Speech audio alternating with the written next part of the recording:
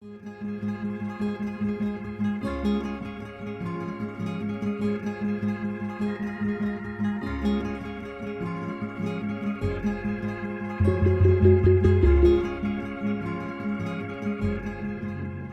know, I really came about this profession in a very roundabout way. I applied to college and I got into the School of Business down at the University of Illinois. And I went down to register my freshman year, and I found that all of the course selections sounded so dead boring. I thought, I'm never going to last in this for 4 years. So I started going through the course catalog, and I started looking for just something that sounded really interesting and something that would kind of pique my interest. And I found landscape architecture, which was a major I'd never even heard of before. And I'm driving in the car with my dad, and I said, well, how about if I switch majors when we go down to register for classes today? And he's like, well, what do you want to be? And I said, I think this landscape architecture looks really good. And he's like, I've never heard of that. You can't make a living doing something like that. How did I become a landscape architect? A circuitous route is what I described it as. Well, I go back to the first environmental movement, and at the time I had thought that I wanted to be some type of artist, and I kept sort of narrowing what I was going to do. I turned towards design and then chose landscape architecture for two reasons. One, because I felt that the environment was really in trouble. And secondly, because I felt that landscape architecture was the closest I could get to painting from a visual art. It actually was interesting. I was started off in genetic engineering, something completely different than landscape architecture. I grew up in a family that's landscaping and florists. My father's a professor of biology, so I had the science side of it, and I liked the design, but I always understood that there was something that needed to be done for Mother Nature. I was always one of those kids that we grew up in a wooded lot. I was always out in the woods, looking at nature, observing nature, going on hikes and things like that. It was introduced during my time at Ball State, where I began to understand what the full gamut of architecture was. Architecture had its limits. Landscape architecture appeared to have a broader range of things that we could be included with. At Uniloc, we really value the landscape architect as our primary client. They've always been the best facilitator between the engineer and the architect. They seem to understand how the two different disciplines relate to each other and are very easy to work with. I often say that we're a jack of all trades profession, and so you have to know a little bit about a lot of things. And in having to be able to cover all of those bases, you've really got to have a solid understanding of it and be passionate about what you're doing. As our environments get more and more dense, landscape architects humanize our environments. So really, there are all kinds of projects that we do where our influence can be really tremendous. I think landscape architects have the power to change people's perceptions of the natural world and make them care about it more. Many people in the public still view us as just garden designers, but landscape architectural education has always been founded in ecology and environmental design. I just realized that everybody thought of this more as art, and it really is almost all science. That it combines so many fields that I've always had a real interest in, particularly art, which was my undergraduate major. And what I've always loved most about art is its capacity to kind of enliven the senses of the people experiencing it. Landscape architecture is a perfect balance of art and science. It's neither art nor science. It's a very beautiful mixture of both, I guess. We talk about the art and science of landscape architecture, but it certainly demonstrated to me that all those things were there. The art part of it, the creative aspects of it, the drawing, all those kinds of things.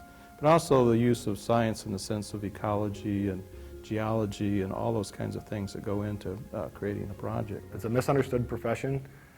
It's not just doing somebody's backyard or their front landscape. It's really working in an environment where you can impact a larger group of people or community. If I had $1 for every time someone asked, can I put a bush in front of their house, and I mean bush, then I'd be a rich man today.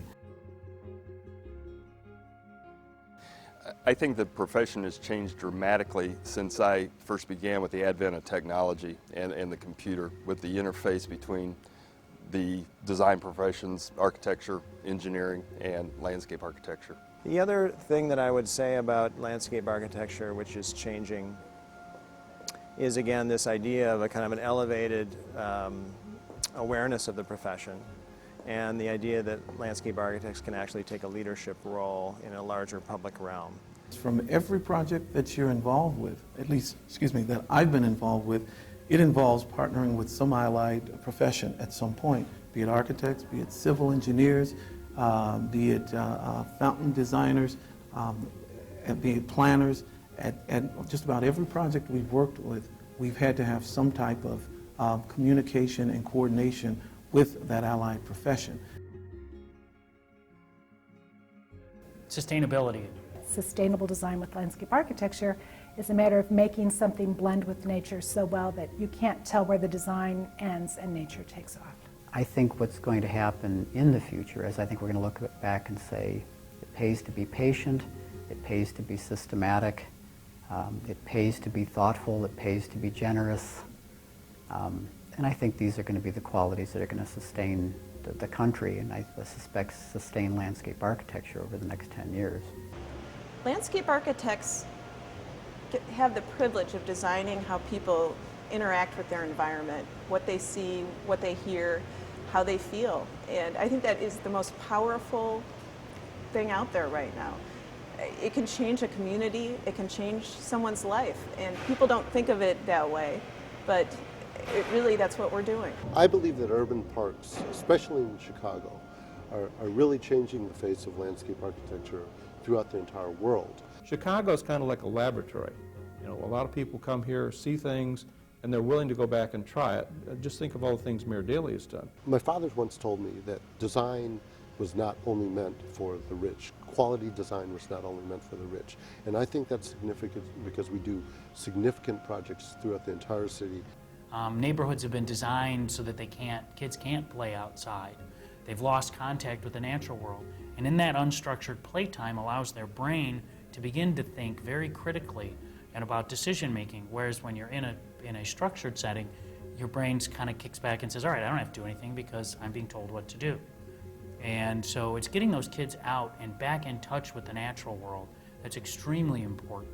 We live in an environment where people day to day, work every day, get home. They need to have a place where they can come and enjoy leisure and want to come to an environment. I like to call them recreation environments where people can enjoy, they can relax, really enjoy nature and become a part and in tune with nature. It took a long time to get the world as messed up as we made it, and it's going to take a while to put it back together, I think, and landscape architects, given their breadth of knowledge, I think, and their relationship with other design professionals, I think we're in an outstanding position to be on the forefront of that.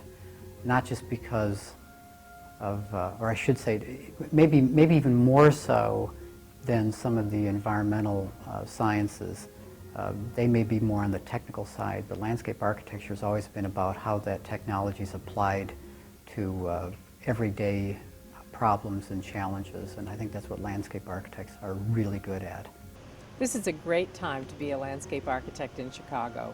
We have the Burnham celebration taking place with architects and planners and landscape architects all having big meetings in Chicago.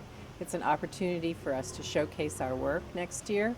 And then after that, the Olympics will be coming, we hope, to Chicago. And I'm hoping that all of us have an opportunity to participate in the design possibilities that are going to happen around that event.